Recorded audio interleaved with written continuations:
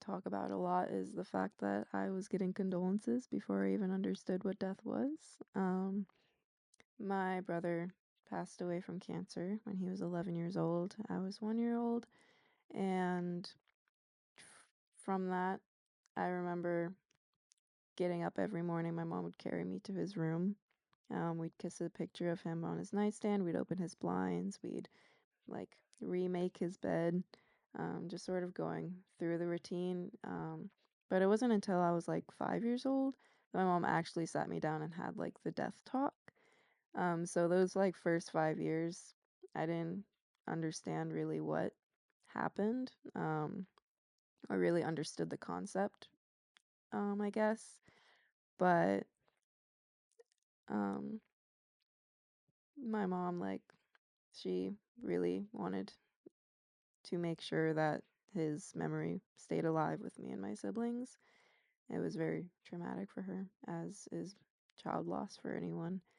Um, but growing up, it's just being able to see how my family has dealt with it, how it has stayed with my sisters through the years, since my oldest sister lost her little brother, my other sister lost her big brother. Just being able to see how grief has really manifested through decades and decades within my family. So I've never actually gotten the death talk. Um, it's kind of just a thing that happens. So what does that mean? Like, what does that entail? I think I was downstairs watching Disney Channel with my sister. Um, I think I may have like said something about how I'm not gonna die or something, or like something like that. And I remember my mom taking me upstairs and she sat me down and she was like, "No, we all die one day." And I reached out, I was like, "No."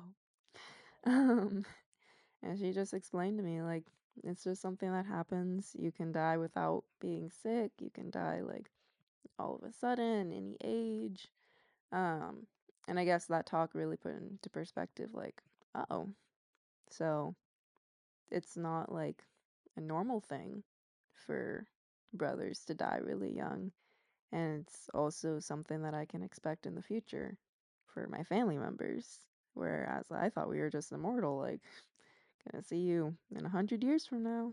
Um, but yeah.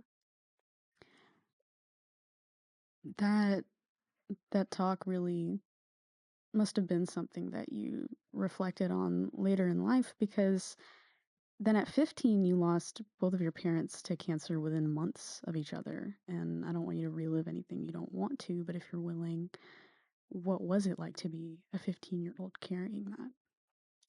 Um, I mean, as you can probably guess, it was very traumatic. Um, very hard going from just a few months prior, them not being diagnosed with cancer, having all of these plans of they're going to be in your future, they're always going to be with you, to then a few months later, you're just on your own now. I was living with my older sister at the time, so I did have a support system, but being 15 without your parents is a very scary world to navigate.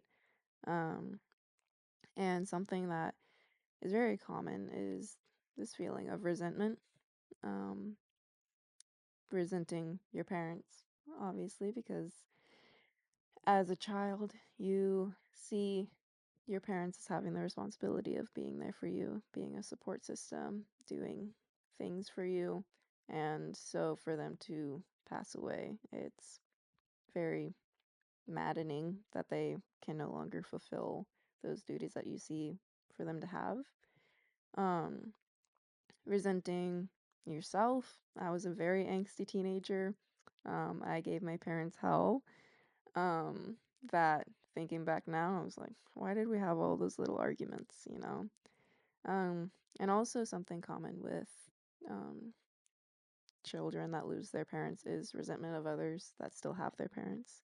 It's very common, especially resenting older adults that still have their parents. where they are experiencing a life that you'll never get to experience. They have yet to experience something that is arguably one of the hardest losses you'll deal with in your life. And being able to navigate through life with this resentment, but also being able to understand that it's not anyone's fault. Things just happen, and unfortunately, this was just the experience that I have to go through. Thank you for sharing that. I know that for you to be able to come to this point, to be able to talk about it so openly and freely, especially on like a public forum with a mic in your face, that cannot be easy. That's years of not just you, quote unquote, getting over it, but you actively putting in the work to help better yourself with a support system that's no longer there. So thank you, genuinely.